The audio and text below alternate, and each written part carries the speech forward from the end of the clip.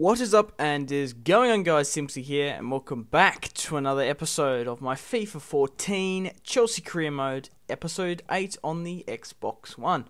Let's kickstart off the episode. Surprisingly, we got an offer from Bayern Leverkusen for Oscar's services. Now, to be quite honest, I was surprised about that. I didn't think they would be one of the front runners, so I did send back a $60 million buyout clause because they did have a little bit of free money from the sale of Son. Now, you might be angry because I completely ignored the fact that we signed Shinji Kagawa. Obviously, he's very much out of favour in this career mode. And I did mention in the last episode, he's playing well. He was really good in that match against United, and he came off the bench, and I felt Kagawa would do better at Chelsea, and I really wanted to bring him to the club for 17 million. That is an absolute bargain. Gundogan actually has gone to Lille. Sorry, Gundogan? Dumbia. Dumbia's gone to Lille. I don't know why I said Gundogan. I don't know where the fuck Gundogan is, so I imagine he's at Borussia Dortmund. But guys, in today's episode, obviously we have the transfer deadline day, and I don't think anyone would have seen this one coming, signing Shinji Kagawa. Another Asian player, a little bit of Asian persuasion going on in the club at the moment. But Gary Cahill, what is up with my words? I can't pronounce shit or miss saying crap. Gary Cahill got an offer from AS Monaco. Looks like looks like Hummels could quite possibly be making his Premier League debut at Manchester United, wearing the Old Trafford gaffer top. I don't know.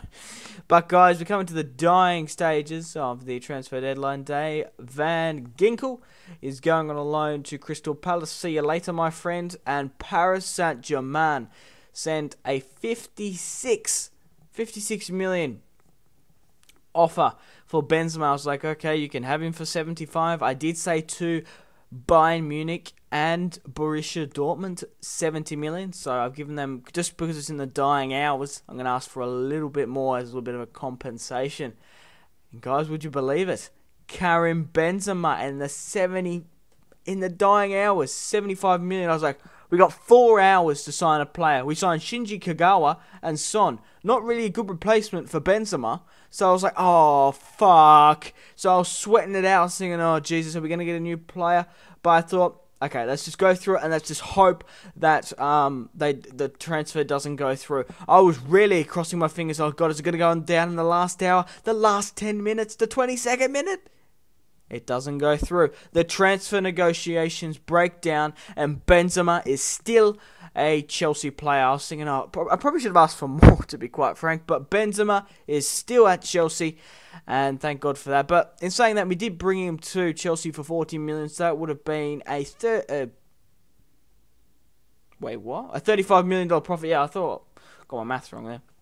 But guys, obviously, because we had so much action at the start of the episode in the transfers, I forgot to mention we have a match against Atletico Madrid.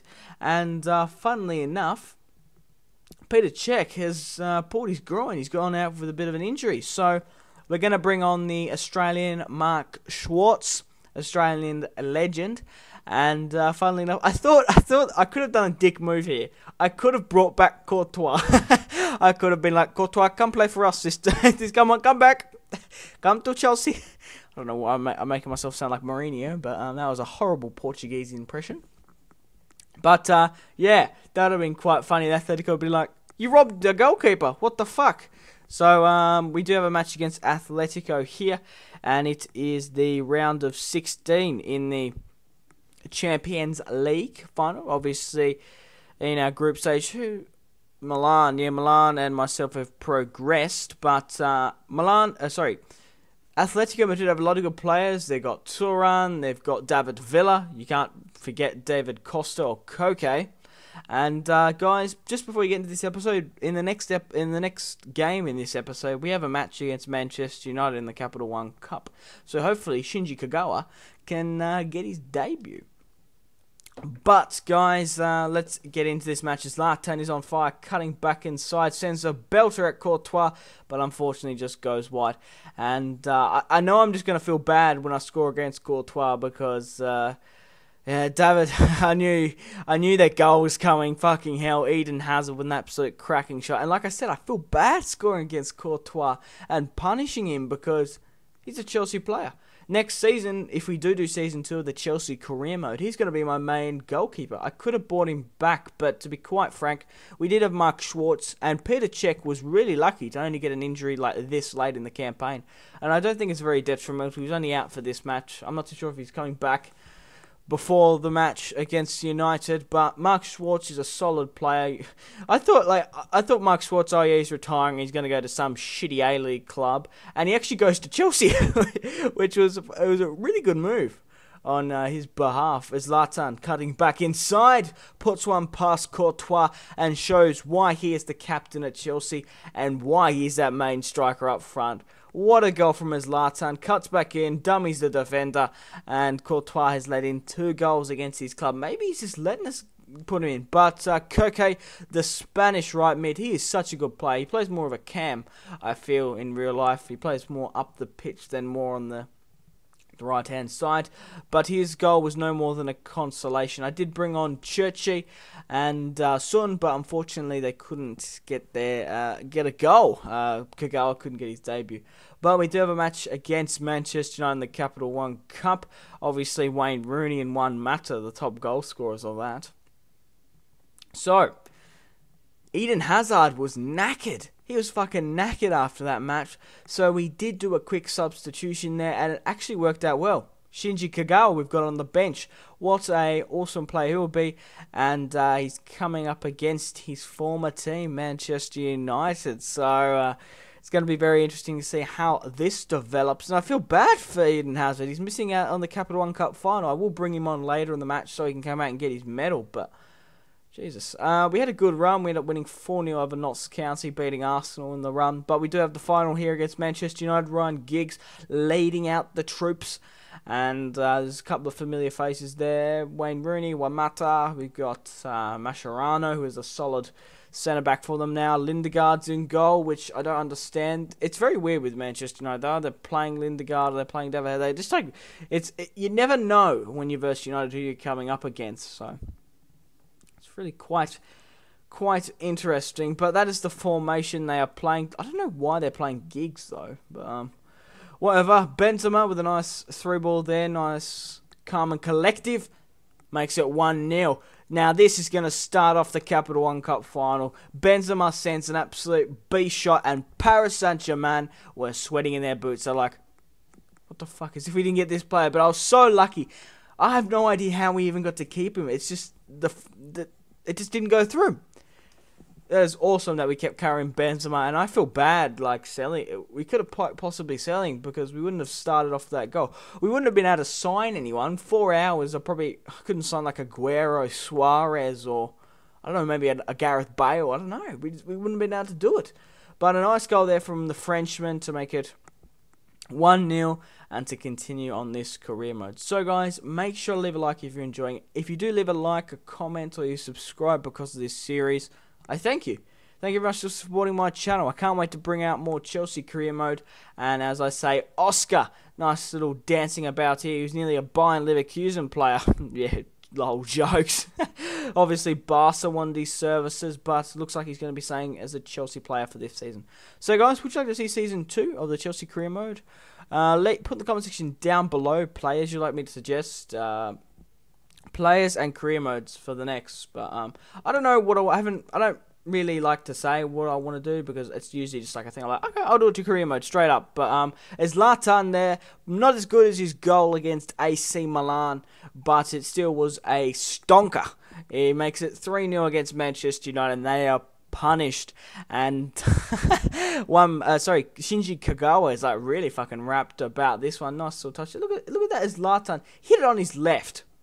That is just fucking brilliant how good he is. Oh my god, the Sweden beast is Zlatan Ibrahimovic. He's still playing like an absolute goat. Look at that! top left-hand corner, Lindegaard had no fucking chance. Awesome goal by Zlatan, and that's just pretty much in your face for the people who were doubting me buying Zlatan in the first couple of episodes. But 3-0 starts, and obviously United, you can't hold them back. And surprisingly, of all players to score out of all the quality at United, Mascherano scored. It was not known for his goal scoring abilities. Where's Juan Mata? Where's Wayne Rooney?